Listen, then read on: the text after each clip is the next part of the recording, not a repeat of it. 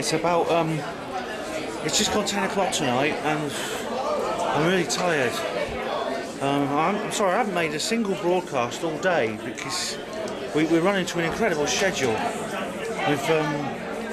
They're like putting each speaker on with about 15 minutes in between, and I haven't had time to discuss every single one. Well, basically, so I'll try and find someone a bit quieter. Just this little spot here. This is where they had the stalls last year. We couldn't find. There's no way you can really eat here. We had to go across the hospital and get some sandwiches. So I've not had much to eat, and I'm really tired. In fact, that's the only criticism. The only big criticism I can think about this event is there's no catering at all.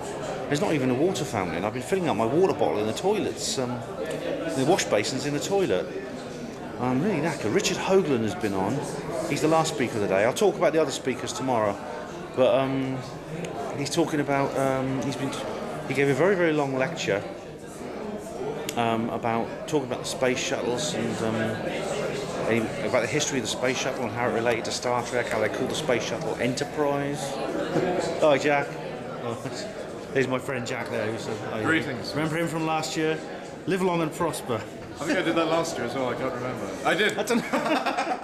Well, you know, it's crazy. I mean, that story about the space shuttle was very, very interesting, but I mean, it wasn't really necessary because he's good. I'm getting quite tired now, you know. And Richard Hoagland is a man who takes his time. He does, doesn't he? Yeah.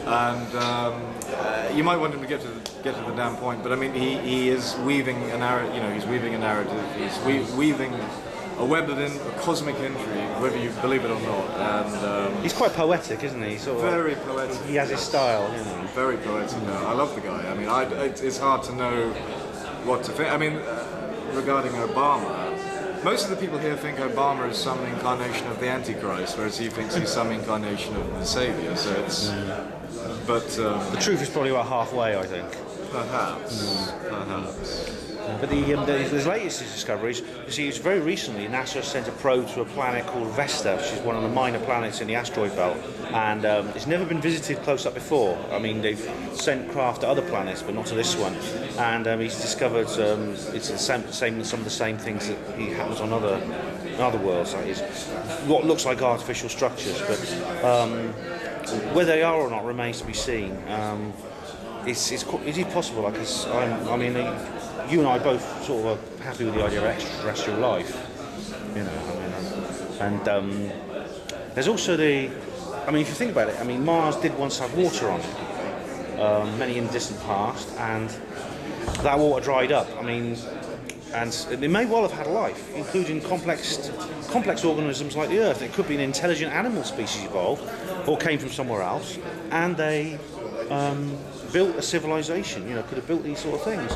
But obviously something went terribly wrong, maybe when the big volcanoes emerged, like Olympus Mons, it destroyed everything.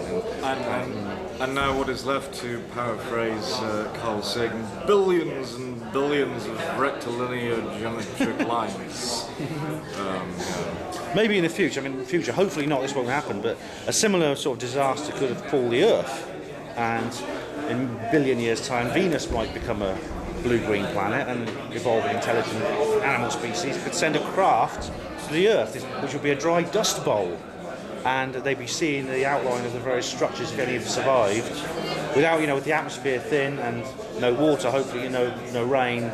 Hopefully, artificial structures would survive for much longer than they would otherwise, and they might say, "Oh, look, probably a Venusian version of Richard Hoagland, you know, might work it out." Right.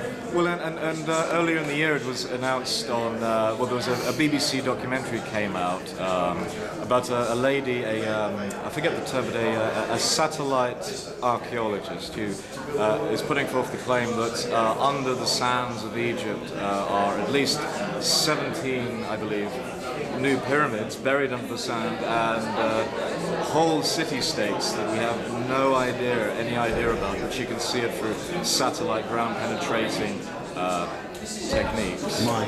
Now this is a new one on me. I've not heard about this before.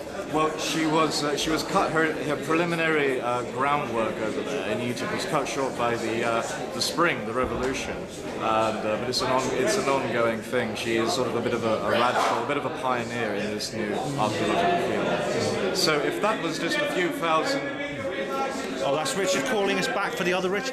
So, what's her name quickly? What's the? Do you know her I'm name? so sorry, I forget. It's all right, Jane. No, don't worry. 17 pyramids. Just Google that. I will do. Yeah. Thank you for being on her Panwo TV. This little. I didn't ask you, but is that all right if you're on her Panwo TV? No, please do. Yes. Thanks very much. Cheers.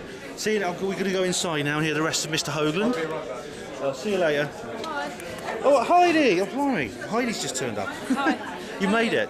All right. So I'm going to stop broadcasting now because I want to have a word with Heidi. See you later.